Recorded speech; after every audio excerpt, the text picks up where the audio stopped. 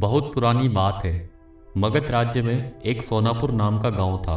उस गांव के लोग शाम होते ही अपने घरों में आ जाते थे और सुबह होने से पहले कोई भी घर के बाहर नहीं जाता था और बिल्कुल भी कदम नहीं रखता था।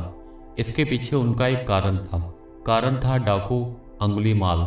डाकू अंगुलीमाल मगध के जंगलों की गुफाओं में रहता था और वह लोगों को मारता था, लूटता था और कभी कभी जान से भी मार देता था। लूटने के बाद लोगों को डराने के लिए जैसे ही वह किसी को मारता तो उसकी एक उंगली काट लेता था और उन कटी हुई उंगलियों की माला बनाकर पहनकर गले में रखता था। इसी कारण उसका नाम अंगुलीमाल पड़ा। गांव के सभी लोग परेशान हो रखे थे उस अंगुलीमाल से और चाहते थे कि कैसे हमें इस डाकू से आतंक से छुटकारा मिले। एक दिन गौतम बुद्ध उस गांव में आए।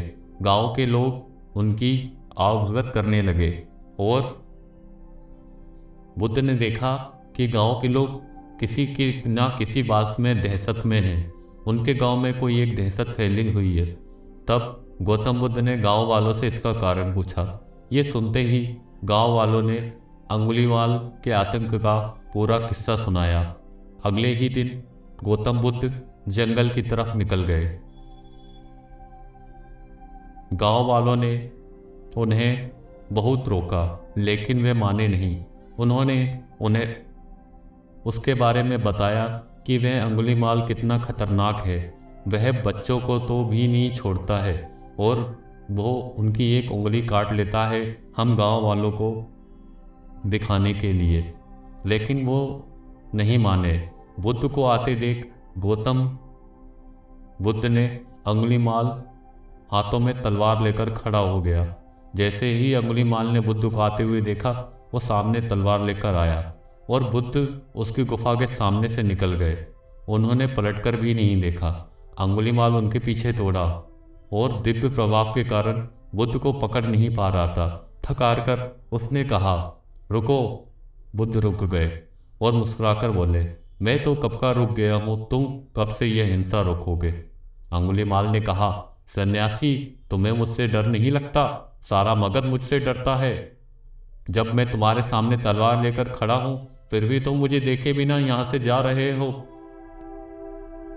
तुम्हारे पास जितना भी माल है वो निकाल लो वरना जात से हाथ धो बैठोगे। मैं इस राज्य का सबसे शक्तिशाली व्यक्ति हूं। बुद्ध जरा भी नहीं घबराए और बोले, मैं ये कैसे मान लूं कि तुम इस राज्य के सबसे शक्तिशाली व्यक्ति हो और वही इंसान हो? मुझे ये साबित करके दिखाना होगा। अंगुलीमाल बोला, बताओ मैं कैसे ये साबित करूं? बुद्ध ने कहा, तुम उस पेड़ से 10 पत्तियां तोड़ कर लाओ। अंगुलीमाल ने कहा, बस इतनी सी बात? मैं तो पूरा पेड़ उखाड़ कर तुम्हारे सामने ला सकता हूँ। अंगुलीमाल ने 10 पत्तियां तोड़कर ला दी। बुद्ध ने कहा, अब इन पत्तियों को वापस पेड़ पर जाकर लगा दो। अंगुलीमाल हैरान होकर कहा, टूटे हुए पत्ते कहीं वापस लगते हैं क्या? क्या तुम पागल हो गए हो? तो बुद्ध बोले, तुम जब इतनी छोटी सी चीज को वापस नहीं जोड़ सकते तुम तो सत्यशाली कैसे हुए? यदि तुम किसी चीज को जोड़ नहीं सकते तो कम से कम उसे तोड़ो मत। यदि किसी के जीवन को दे नहीं सकते तो उसे मृत्यु देने का भी तुम्हें कोई अधिकार नहीं है।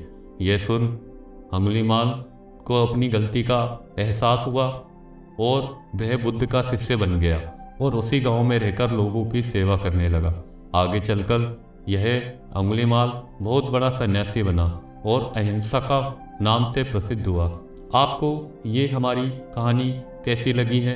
ऐसी ही अनेक मोटिवेशनल स्टोरी, सक्सेस स्टोरी के लिए हमारे चैनल को सब्सक्राइब कर लीजिए। और आपको इस कहानी से सीख मिलती है कि चिंता हमें नहीं करना चाहिए, क्योंकि लोग अनजाने में कुछ भी गलत कर जाते हैं, लेकिन हमें उसका ध्यान रखना चाहिए कि उसका फल हमें लौट कर वापस आएगा।